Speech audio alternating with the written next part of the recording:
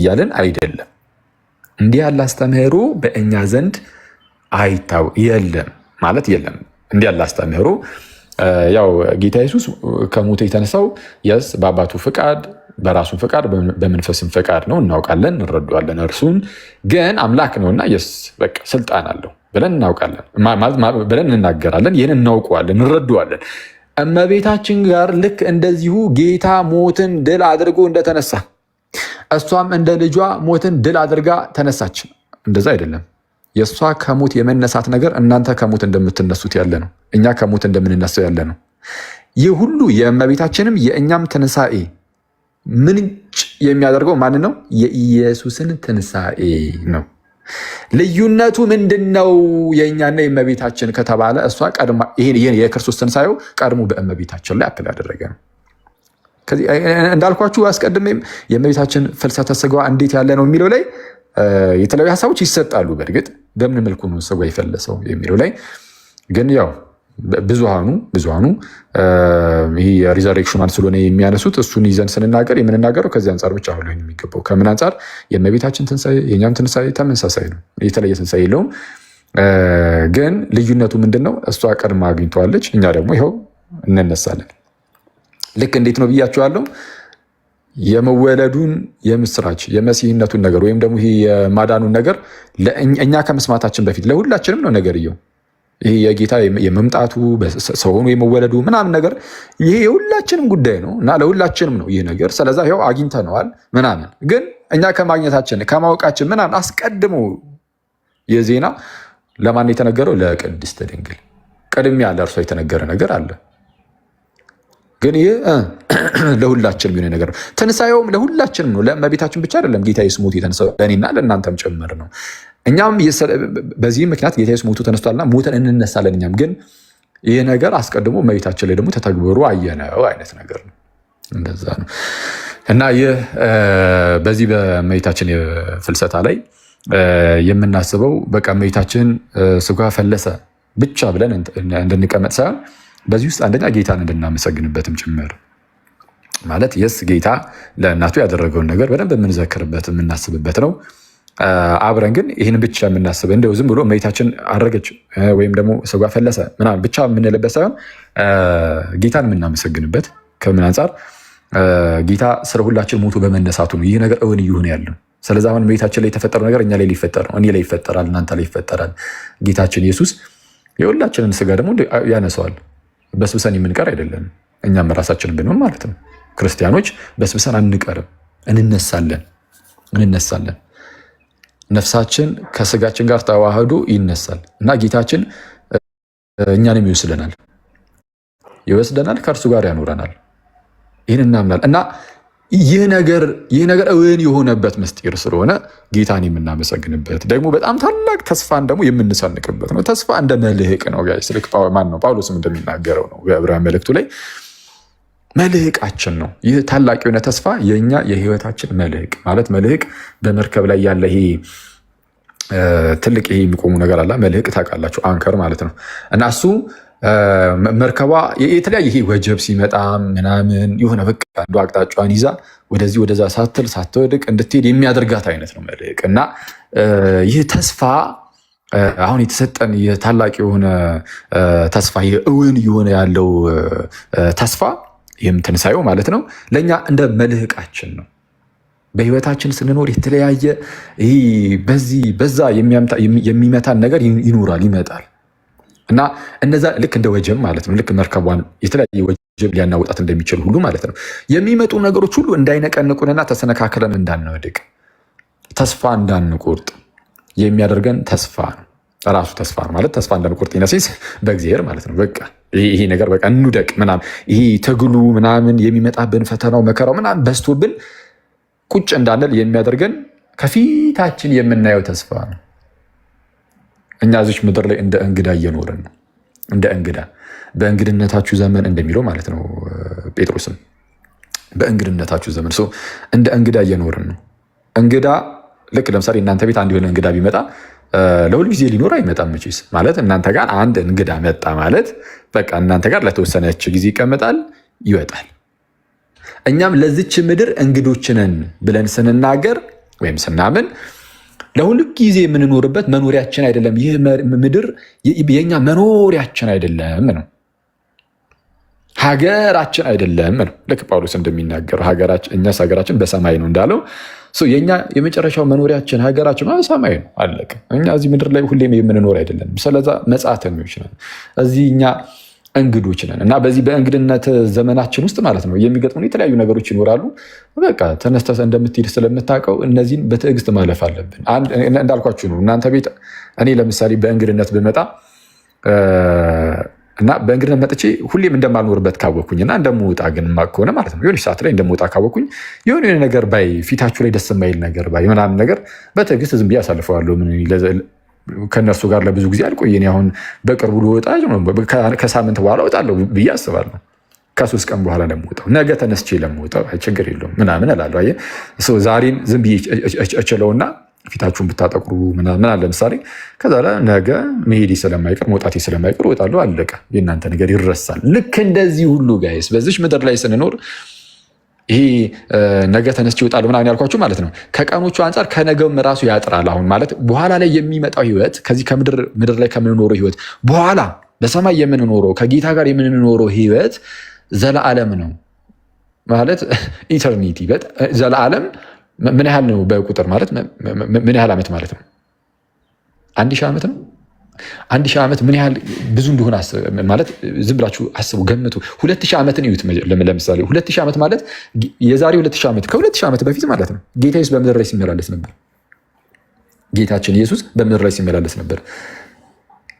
ይህ በነገራችን ላይ የሂስቶሪካል ጂሰስ ላይ ጌታችን በታሪክ ይታወቃል። ታውቃላችሁ አይደል? በታሪክ ውስጥ ኢየሱስ በታሪክም ይታወቃል። በሃይማኖት መጽሐፍት ላይ ወይም በዚህ በመጽሐፍ ቅዱሳችን ላይ ምናምን ብቻ እኮ አይደለም ኢየሱስ የሚታወቀው።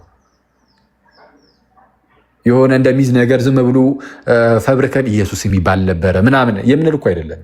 ታሪክ እንኳን እኮ ያውቀዋል። ጌታችን ኢየሱስ ከ2000 ዓመታት በፊት በይሁዳ ምድር ላይ ሲመላለስ እንደነበረ ሲያስተምር እንደነበረ በጴንጤናዊ በጲላጦስ ዘመን መከራን እንደተቀበለ ወይም እንደተሰቀለ እንደሞተ እንደተቀበለ ይህን ሁሉ ነገር እኮ ሳይንስ ማነው ታሪክ ያውቃል። በታሪክ ምሁራን ዘንድ ሳይቀር የሚታመን የሚታወቅ እውነታ እኮ ነው። ስለዛ ጌታችን ኢየሱስ በታሪክ ይታወቃል። ከ2000 ዓመት በፊት 2000 ያልኳችሁ ዓመቱ እንዳትረሱ 2000 ዓመታት ወደኋላ ብትሄዱ ጌታችን ኢየሱስ በምድር ላይ ሲመላለስ ነው የምታገኙት። 2000 ዓመት ብዙ ነው አይደለም? ነው ኦፍኮርስ ነው። ግን እኛ ከዚህ ከምድር ላይ ከሄድን በኋላ የምንኖረው ህይወት ለምን ያህል ዓመት ነው? ልክ ጌታችን የዛሬ 2000 ዓመት በምድር ላይ ሲመላለስ ነበር ብያቸዋለሁ። አሁን ለምሳሌ የዛን ጊዜ የነበረ አንድ ግለሰብ ቢኖር ከዛን ጊዜ ጀምሮ እስካሁን ድረስ ሳይሞት ቢኖር አስቡት። ሳይሞት ቢኖር ከዛን ጊዜ ጀምሮ እስካሁን ድረስ ምን አይነት ዘመናትን ሲያሳልፍ እንደነበረ ዝም ብላችሁ አስቡት። ከመጀመሪያው ከዛ ክፍለ ዘመን ጀምሮ በሁለተኛው ክፍለ ዘመን ይሄ ሰማዕታቱ ጊዜ ምናምን 3ኛው ክፍለ ዘመን ጨምሮ በኋላ የእርሲያን ማዕበብ 4ኛው ክፍለ ዘመን እነዛን ሁሉ ጉባኤያት አይቶ 5ኛው 6ኛው 7ኛው 8ኛው ክፍለ ዘመን እያለ 21ኛው አሁን ያለንበት ክፍለ ዘመን 21ኛው መቶ ላይ አሁን ድረስ በህይወት ቢኖር ይህ ሰው እጅግ በጣም ብዙ ዘመን አልኖርም ማለት ሊሆን አይችልም። ያው ኦፍኮርስ ሊሆን አይችልም። ይነሴስ ያው እንደዛ የኖረ ሰው አላቅም እኔ ግን ቢኖር ግን ብላችሁ አስቡት ምን ያህል ዘመን እንደሆነ 2000 ዓመት ሙሉ። ይህን ነገር የነገርኳችሁ እንዲሁ አይደለም ጋይስ። ይመጣ ዘንድ ያለ አንድ ህይወት አለ። ከሞት በኋላ ያለ ህይወት፣ ከጌታ ጋር ያለ ህይወት። ያ ህይወት 2000 ዓመት ሙሉ የምንኖርበት አይደለም ጋይስ። 2000 በ10 ጠበሱት 20 ሺህ ነው ማለት አባዙት ማለት ነው። 2000 10 እጥፍ ብታደርጉት አሁን ቅድም የነገርኳችሁን ያን ሁሉ እድሜ ማለት ነው በ10 ብታባዙት 20 ሺህ ነች። እኛ ግን ከጌታ ጋር የምንኖረው 20 ሺህ ዓመት አይደለም። አሁን ከፊታችን ያለው ከጌታ ጋር የምንኖረው እድሜ 20 ሺህ አይደለም፣ 200 ሺህ አይደለም፣ 2 ሚሊየን፣ 2 ቢሊየን፣ ትሪሊየን፣ ኳትሪሊየን አይደለም።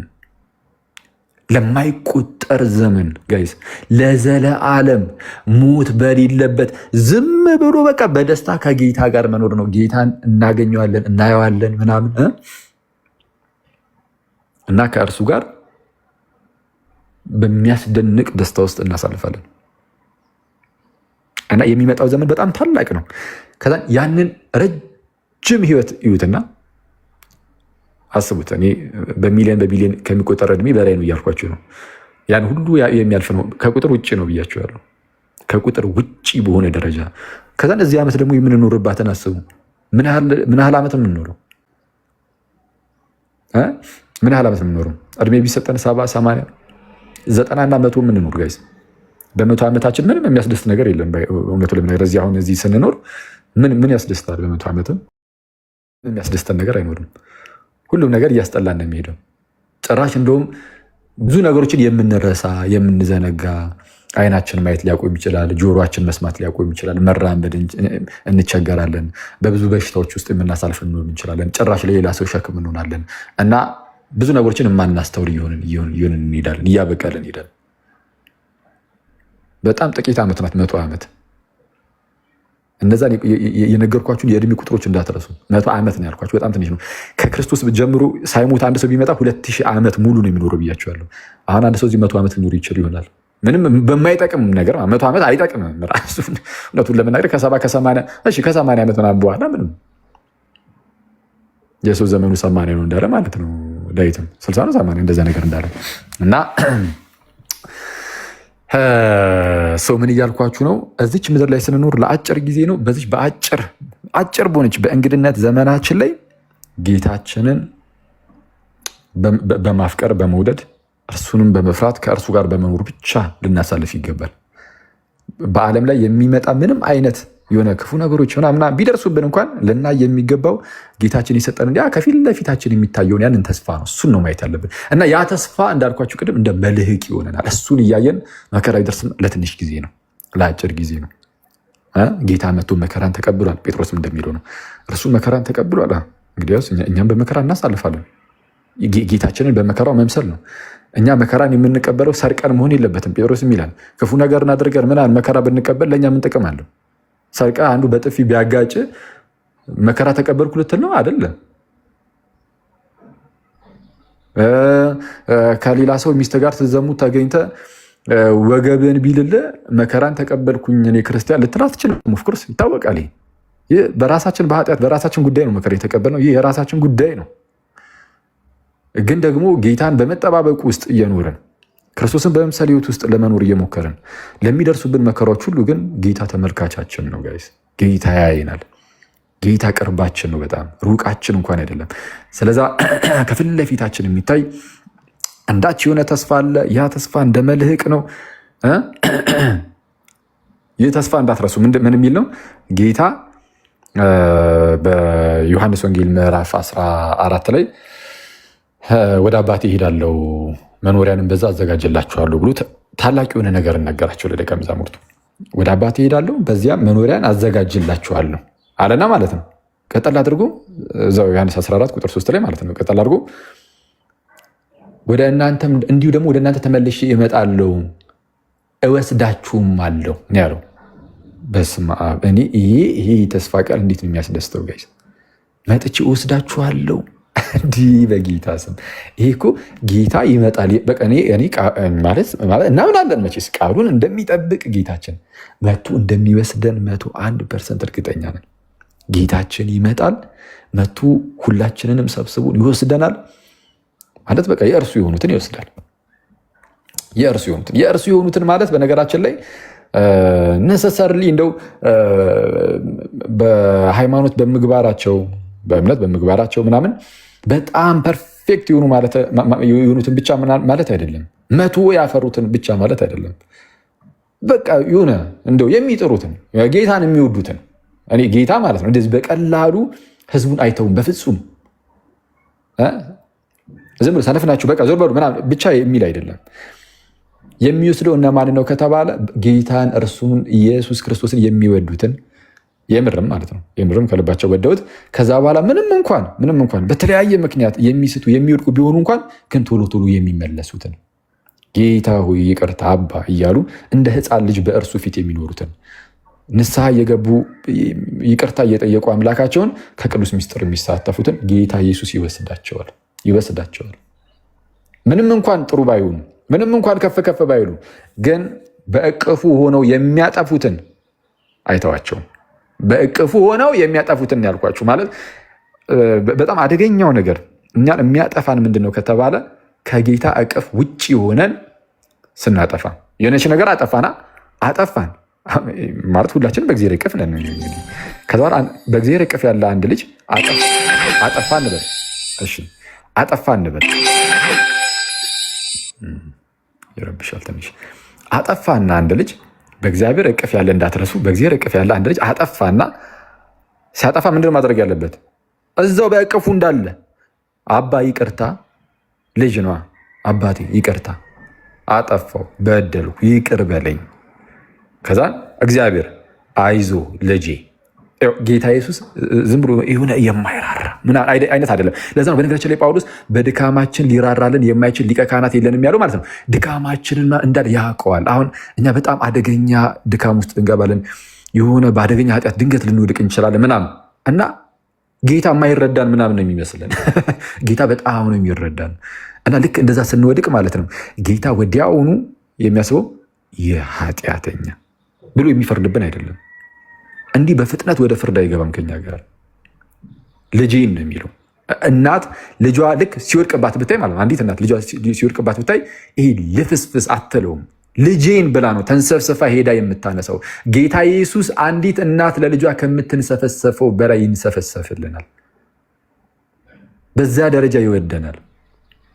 ከዚያ በላይ ከእናት በላይ በነቢይም እንደተነገረው ነው። እናት ልጇን እንኳን ልትተው ትችል ይሆናል፣ እግዚአብሔር ግን ሕዝቡን አይተውም፣ እኛን አይተወንም።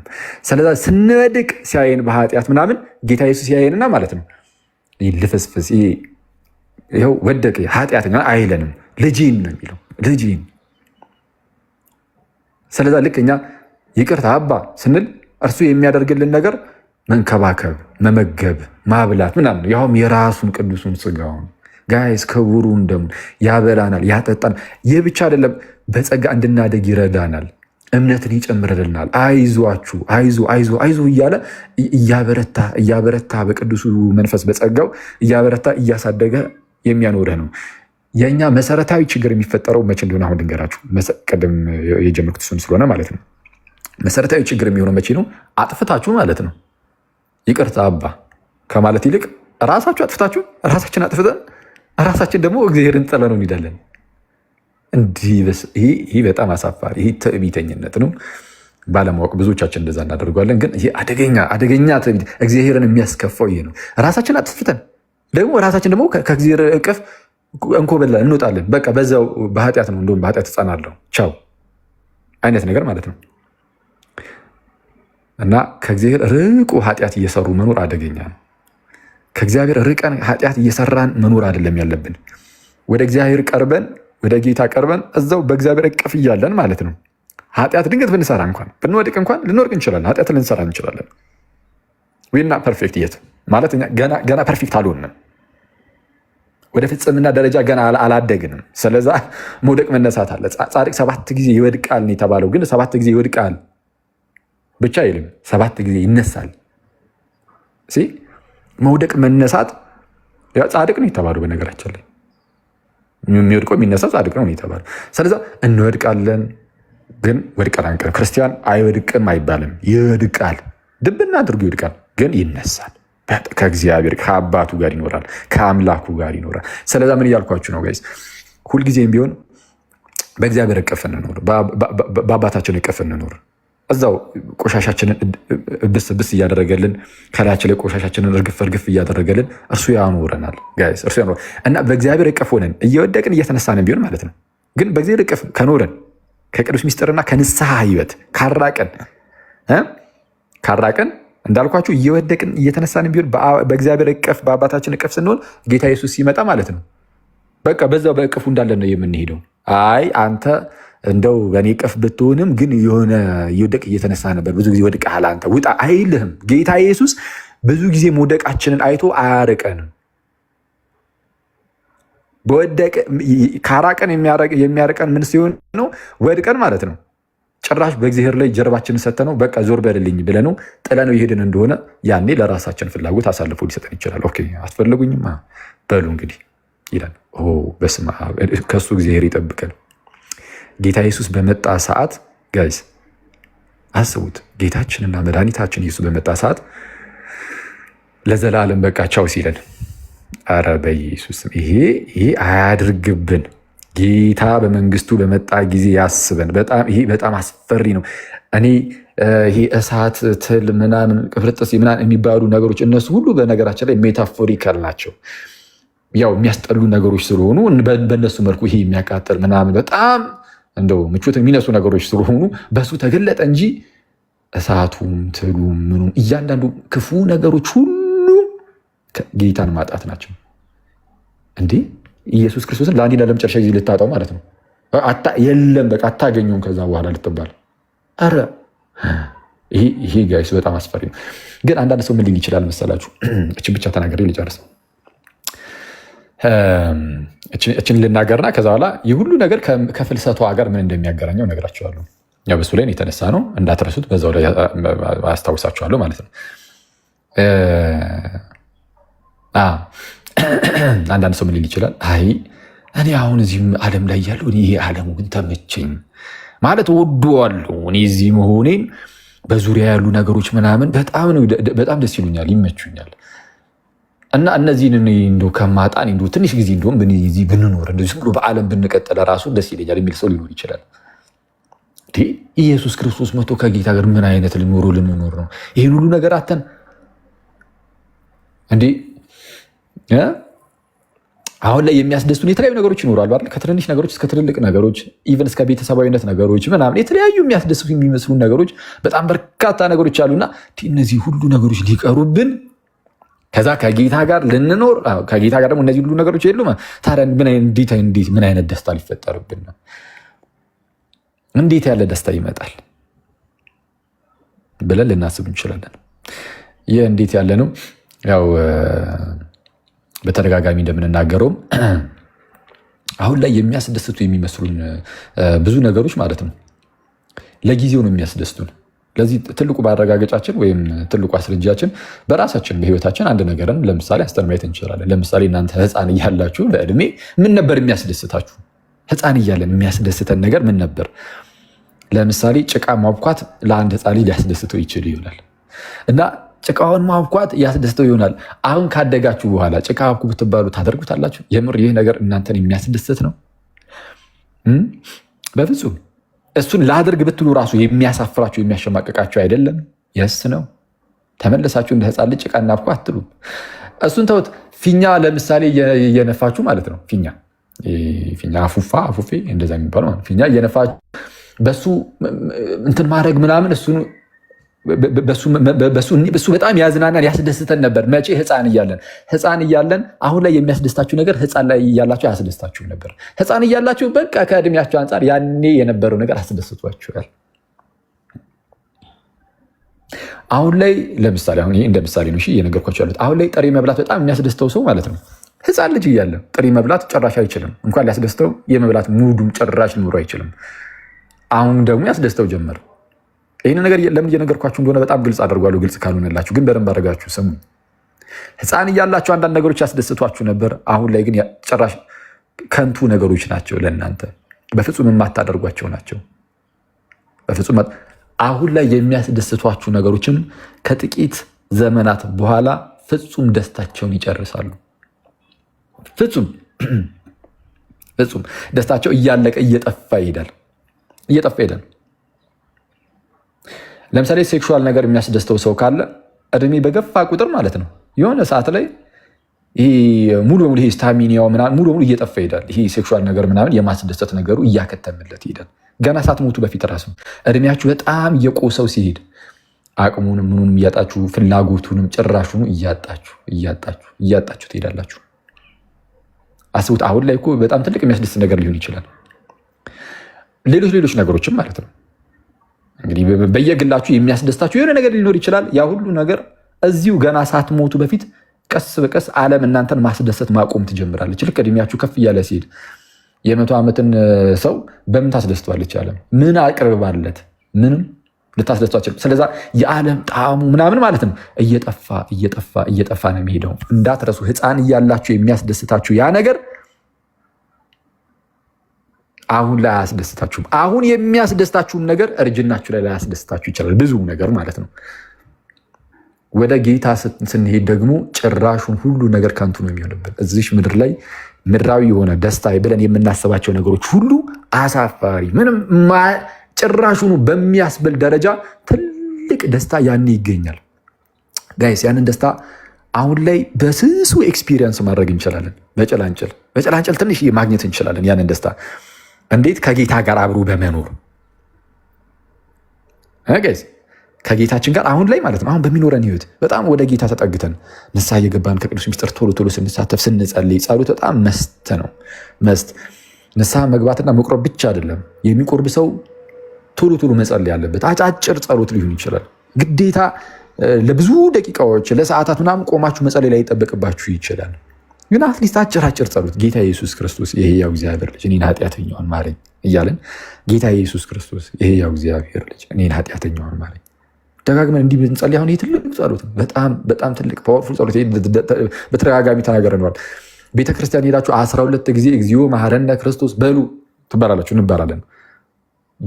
ምንድን ነው እግዚኦ መሐረነ ክርስቶስ? ጌታ ክርስቶስ ወይ ማረን፣ አቤቱ ክርስቶስ ወይ ማረን አይደለም? ጌታ ክርስቶስ ወይ ማረን፣ ጌታ ክርስቶስ ወይ ማረን፣ ጌታ ክርስቶስ እያለ 12 ጊዜ። አሁን ይህ ሀሳባችንን ህሊናችንን ሁሉ ይቀድሰውና ወደ ጌታ ያቀርብናል። እና ደጋግመን የጌታችንን ስም በጠራን ቁጥር፣ ደጋግመን እርሱን በተጣራን ቁጥር ወደ ጌታችን እየቀረብን ጌታን መናፈቅ እየጀመርን በልባችን ውስጥ የሆነ ክርስቶስን መውደድ ሙልት እያደረገው ልባችንን ይሄዳል። ጌታችንን መውደድ ማፍቀር ልብን የሚሞላ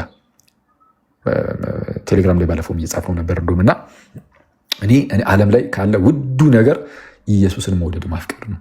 ጌታን የሚወድ ሰው ሁሌ ልቡ ሙሉ ነው ማለት ክርስቶስን መውደድ ታላቅ ነገር ነው እና ይህንስ ጌታችንን ወደነው ስንኖር አሁን በኋላ ላይ የሚጠብቀን ደስታ በጣም ታላቅ ነው። በጣም ታላቅ አሁን ላይ የሚያስደስታችሁን ነገር ይዛችሁ ማለት ነው የህፃንነታችሁን ዞር ብላችሁ ስታዩ አይ ልጅነት ብላችሁ እንደምትታዘቡት ማለት ነው። ያኔ ደግሞ ከጌታ ጋር ስንኖር አሁን የሚያስደስተንን ነገር ዞር ብለን አንዳንዱ ኃጢአት ስለሚሆን ጌታ ሆይ ይቅር ብለን እንዴት ያለ ከንቱ የሚያስጸይፍ ነገር ነው ብለን እንጸየፈዋለን። ኖርማል ኃጢአት ያልሆነውም ነገር ደግሞ ከንቱ ብለን እናልፈዋለን።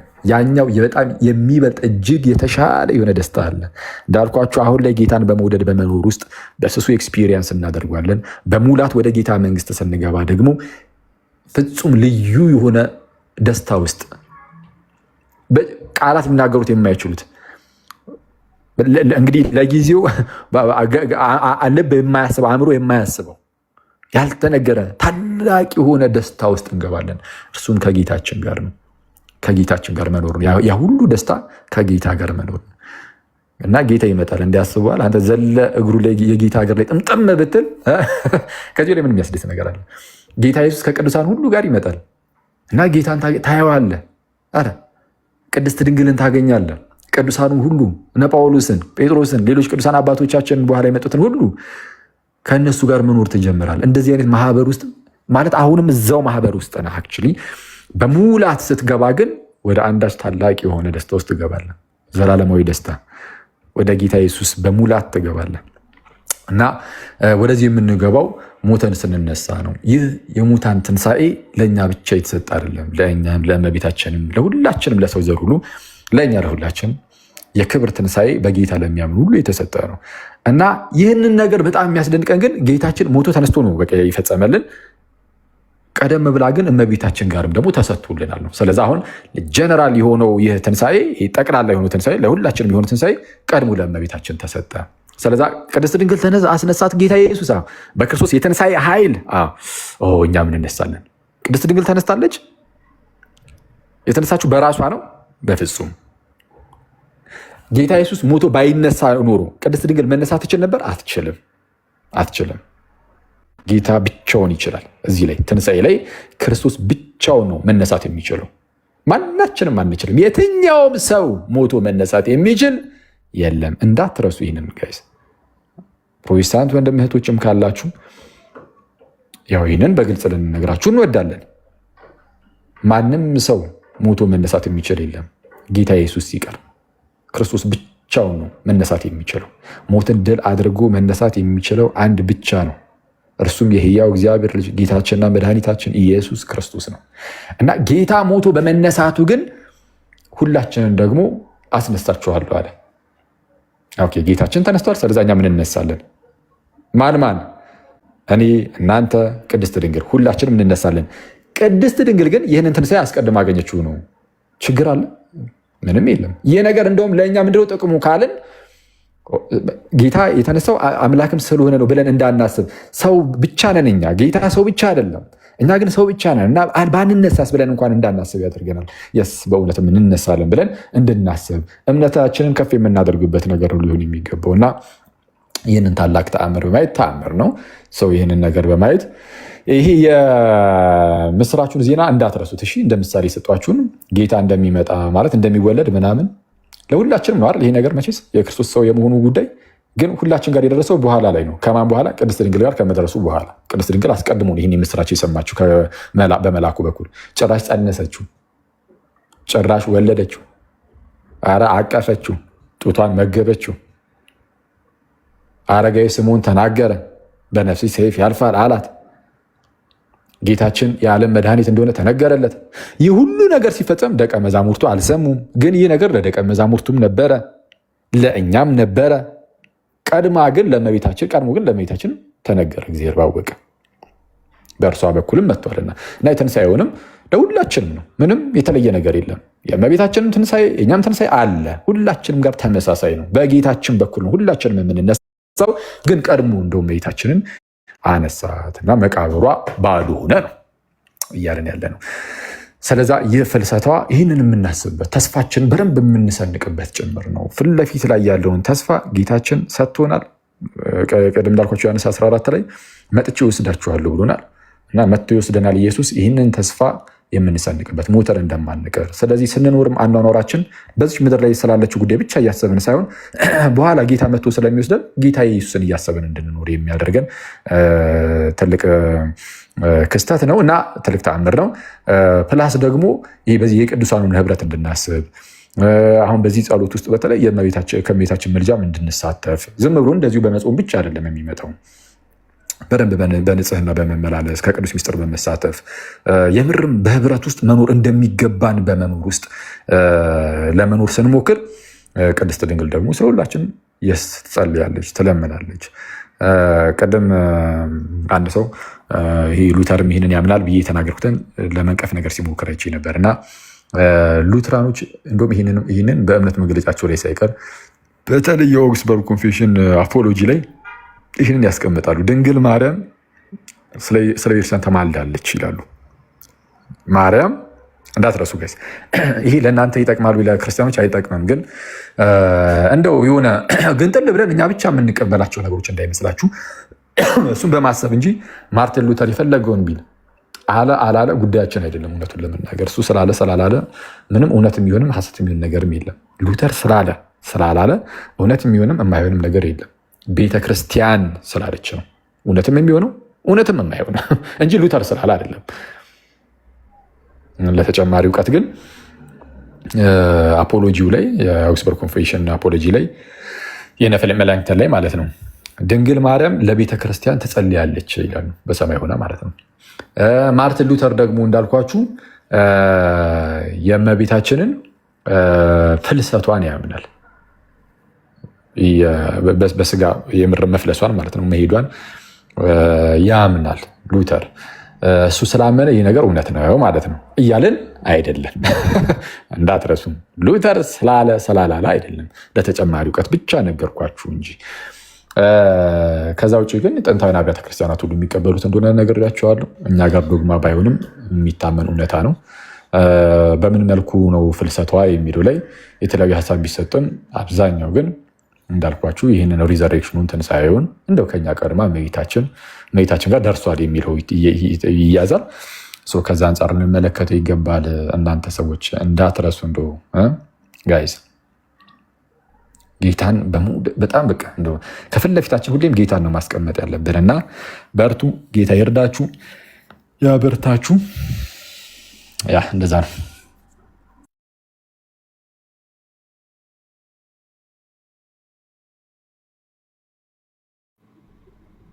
አሜን አሜን አሜን። ቃል ያሰማልን። አኪዋ ጸጋውን ያብዛልህ። በጣም እናመሰግናለን።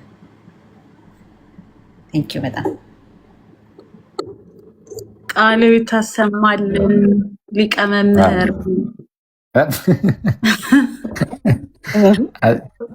እቺ ልጅ ለምሮ ሰላት ማትይዘው ረቂቅ ምንድን ነበር አልካት? ረስታው ነው። He told me to say that, right? ሊቀ ማእምራን በይሽኛው ሊቀ መምህራን ወይና የእናንተ መጫወቻውኝ ይቀርብ ቄስ ሳሉ እኮ እዚህ ቄስ ሰናይ መርቁልን።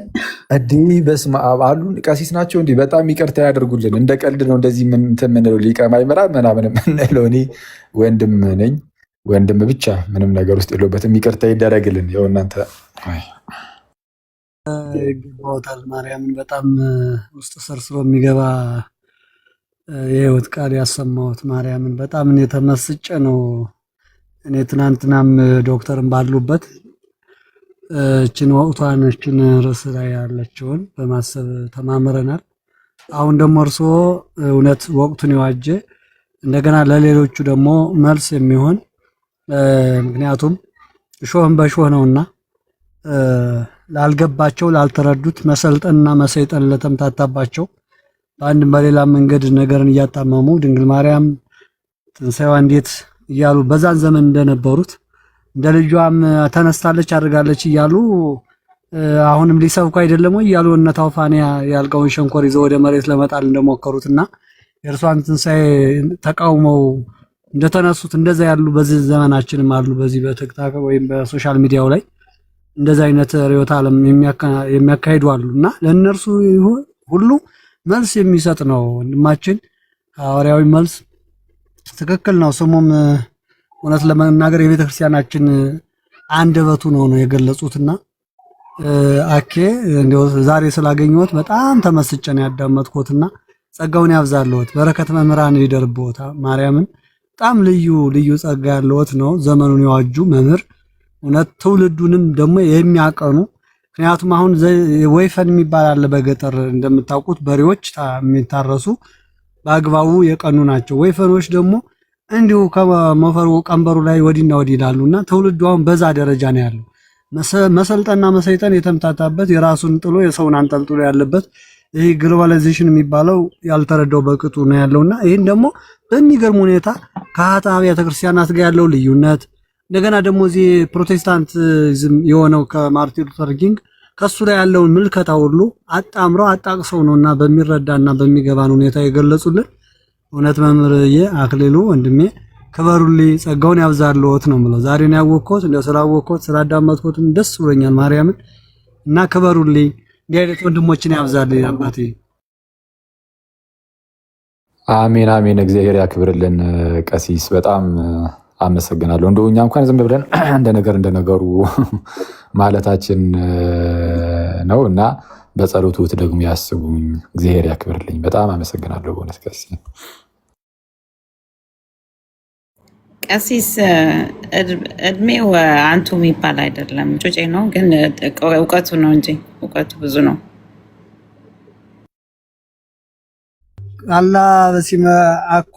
በሲበት አኮ ባይምሮ ማን ነው? አኮ ባይምሮ አላ በሲበት ይላልና እንግዲህ ሰው በመሸበት በቤተክርስቲያናችን ወጣትም ልጅም ሆኖ ያው አንቱ የኔታ ይባላል። ያ ነው እንግዲህ ደግሞ የተሳሉ ናቸው ማርያምን። ለዚህ ነውና እንደው ቅድማውን ሊቀ ማእምራን ስትል ኤልሳ በጣም በሚገርም ሁኔታ እንደውም ይገባቸዋል ያ። ምክንያቱም ዛሬ ቤተክርስቲያናችን ስም ተይዞ ግብር ደግሞ ወይም እንትኑ ዜሮ ይሆናል። ደግሞ እንደው ለሚናገረው እንኳን በቃ ወይም ብፁዕ የሆነ ነገር ይባልና ተግባሩና ስራው ደግሞ ያንን ስሙን የማይገልጽ ማለት ነው። ስሙን የማይገልጽ ተግባሩ ሌላ ነው፣ ስሙ ደግሞ ሌላ የሆነ ሰው አለ። ተግባርና ስሙ ስም ይመሩ ሀበ ግብሩ ይላል። ምን ማለት ነው? ስም ወደ መልካም ስራ የሚያስኬደው አሁን መላከ ብርሃን ብሎ መላከ የጨለማ ስራ የሚሰራል የብርሃን መልአክ ነው ግን ስሙ። እንደገና መጋቤ ሰናይ ብሎ ደግሞ መልካም ነገር የሚመግብ የሚያሳይ ሆኖ እያለ ደግሞ መጋቤ ሰናያት ወይ እንደዚህ ተብሎ እንደገና ደግሞ በዛው ተቃራኒ ደግሞ ወደ መልካም መንገድ ሳይሆን ወደ ክፉ መንገድ የሚመራልና በዘመናችን ስምና ተግባሩ ያልተገናኘን ሰዎች ስላለን ከዛ አኳያ ግን ሐዋርያዊ መልሶች የሚለው በቃ ራሱ ሚዲያው ትክክለኛ በቃ ይሄን ዘመኑን የዋጀ ሚዲያና ለብዙዎቹ ምላሽ የሚሰጥ ነው። እውነት ለመናገርና በዚህ ጽሁፍ ድንቅ ገርሞኝ ነው ማርያምን እና ከበሩልኝ ነው በድጋሚ የምለው። ያው ብዙ ሰዓት ስለፈጀን ነው እንጂ እውነት ለመናገር መምራችን አሁን ታችም እንደው አይ ሳኮይ ምናምን እያሉ የሚያፈዙ ነበሩ። ግን መጽሐፍ ቅዱስ ላይ የተጻፈውን እስኪ ይውተይ ነው፣ እስኪ ተረዱ ነው። አሁን መምራችን ያሉትን እስኪ በደንብ ወደ ራሳችሁ መጀመሪያ ከራሳችሁ ጋር ታረቁ። ከዛ በኋላ ስለ ትንሳኤ ሰው የራሱን ትንሳኤ ዘለ ክብር፣ ትንሳኤ ዘለ አሳር አለ፣ የመከራ ትንሳኤ አለ፣ የክብር ትንሳኤ አለ። ያንን አሁን እነሳለሁ በጌታዬ በአምላኬ በሚያምኑት አምላክ ኢየሱስ እናሉት ክርስቶስ በሱ እቅፍ እናርፋለን እያሉ የሚመጻደቁ ሰዎች እንደው ድንግል ማርያም አልተነሳችም አላረገችም እያሉ የጌታ እናት መሆኗን እያወቁ ስለዚህ እንዴት ነው የተሰወረባቸው? እነዚህ እኮ ዝም ብለው በገልቦና በራሳቸው እንትን የሚሄዱ ናቸው ዝም ብለውና አሁን ተንስ እግዚኦ ውስተ ዕረፍትከ አንተ ወታቦተ መቅደስ ካለው አንተና የመቅደስ ታቦት ተነስ። እንግዲህ ፀሐይን ተጎናጽፋ እያለ ሐዋርያው ቅዱስ እንትን እዚሁም በራዩ ደግሞ በፍጥሞ ደሴት ላይ ሆኖ ዮሐንስ ሲነግረን አሁን ትንሳኤና እርገቷ የክብር ማረጋገጫ የተስፋ የትንሳኤያችን ተስፋ ነው ይላል። ድንግል ማርያም እንግዲህ አርአያ እንድትሆነን ነው። እዚህ ጋር በዕለተ እሑድ ተቀብራ ማክሰኞ ተነስታ ወደ ሰማይ አድርጋለች። ይህም ክስተት የእርሷ ልዩ ከክብርና ከክርስቶስ ጋር ያላትን የማይነጣጠር ግንኙነትን ያሳያል ይላል። የእርሷ ትንሳኤ እርገት የክርስቶስ ሞት ድል ፍጹም መገለጫ ሲሆን ለሰው ልጆችም ደግሞ የትንሳኤያችን ማረጋገጫ ነው ይላል። አሁን እንግዲህ አንድ ዮሐንስ ራእይ ምዕራፍ 12 ቁጥር 1 ላይ ያለውን ኃይለ ቃል ማየት ያስፈልጋል። ምንድነው የሚለን? ይህ ቅዱስ ዮሐንስ በራእዩ እንደተናገረው ታላቅ ምልክት በሰማይ ታየ፣ ወአስተርአየ አብይ ተአምር በላይ ለሰማይ። ምንድነው የሚለው? በሰማይ ላይ ታላቅ ምልክት ታየ፣ ፀሐይን ተጎናጽፋ ጨረቃን ከእግሮቿ በታች ያሏት 12 ከዋክብት የሆነላት አንዲት ሴት ነበረች ይላል ዮሐንስ በፍጥሞ በዚህ በራእዩ። ስለዚህ አሁን ያቺ ሴት ማነች? እመቤታችን ቅድስት ድንግል ማርያም እንደሆነች እዚህ ጋር በደንብ ያስረዳል። በ49 ዓመተ ምህረት ያረፈችው እንደሆነ ቅዱስ ዮሐንስ ደግሞ በምን ነው በፍጥሞ ደሴት ላይ ሆኖ በራእይ የተመለከታት እርች ድንግል ማርያም እንደሆነች በዚህ ጋር በደንብ ያስረዳናል። ከምን በኋላ ከእርሷ ካረፈች በኋላ ነው ይህ ቅዱስ ዮሐንስ በፍጥሞ ደሴት ላይ ሆኖ ይህን ትንቢት አይቶ የተናገረው ወይም እዚህ ጋር የገለጸልን። ምናልባት እመቤታችን ቅድስት ድንግል ማርያም እንደ አርዮሳውያን ወይም እንደ መናፍቃን አባባል ሙታ ቀርታ ቢሆን ኑሮ ቅዱስ ዮሐንስ በስላሴ ዙፋን እንዴት ተመለከታት ነው? እንዴት አያት? ይህን ቃልስ እንዴት አስተላለፈልን? እንደሚሉት አዎ አልተነሳችም፣ ተቀብራለች፣ እንዲህ ነች፣ ሰው ነች ምናምን ብዙ መላምት ይሰጧሉ። ግን ይህን ነገር እንዴት አየው ነው? ታላቅ ምልክት በሰማይ ታየ ሲል ታላቅ ምልክት ያየው በሰማይ ማለቱ እመቤታችን ሞትን ድል አድርጋ መነሳቷን በሰማያውያን በክብር ዙፋን ላይ መቀመጧን ለመግለጽ ነው። ደግሞም ከእርሷ ውጭ በእንዲህ ያለ ግርማ ክብር ያጌጠ ሴት ማንም የለም። በሰማይ ያለች ድንግል ማርያም ብቻ ነች። ለዛውም መትሕተ ፈጣሪ መልዕልተ ፍጡራን የምንላት እሷን ብቻ ስለሆነ ማለት ነው። ምንም በማያሸማ መልኩ ቅዱስ ዮሐንስ በራእዩ ላይ ድንግል ማርያምን ተመልክቷታል። ይህም የእርሷን ትንሣኤና እርገት ያሳያል ነው። ስለዚህ ፀሐይ የተጎናጸፈች አለው። ፀሐይ ጽድቅ ማን ነው? ኢየሱስ ክርስቶስ ነው። ፀሐይን ተጎናጽፋ ሲል ኢየሱስ ክርስቶስን ብርሃን ለበሰች ነው። እርሷ የወለደችው አምላክ ክብርን ጸጋን የተጎናጸፈ ፀሐይ ጽድቅ ኢየሱስ ክርስቶስ መሆኑን ያመለክታል። ፀሐይ ጽድቅ ኢየሱስ ክርስቶስ ከሆነ ደግሞ እመቤታችን ደግሞ የክርስቶስ ሙሉ በሙሉ ተካፍላለች። ከስጋዋ ስጋ ከነፍሷ ነስቷ አድሯል። እንተ ያዋያ እሳተ መለኮቱ የመለኮቱ እሳትነት ሳያቃጥላት ጾረቶ በከርሳ ይትጣቢም ኪሩቤል ወትፈደፍድም ሱራፊል ተሳታ ወራው 9 ወር ከ5 ቀን በማህፀኗ ተሸክመዋለች። ይህችን ድንግል ማርያም ነው ዛሬ ተነሳለች፣ አድርጋለች። የእርሷ ጾም ነው የፍቅር የበረከት ጾም ሐዋርያት የጾሙት እያልን ምንለው ለዚህ ነው ጥያቄ። ስለዚህ ወገኖቼ ብዙ ነገር ተነጋግረናል። እንዲያው ግራ ተጋብታችሁ ግራ አታጋቡ። ብዙዎቹ ይህን ተቀበሉ። መጽሐፍ ቅዱስ ያለ እንጂ ተራ ነገር ወይም የማይሆን ነገር አይደለም እየተነጋገርን ያለ ነው። ስለዚህ አምላከ ቅዱሳን በመምህራችን ላይ አድሮ የመከረን ያስተማረን የገሰጸን የአባቶቻችን አምላክ ስሙ የተመሰገነ ይሁን።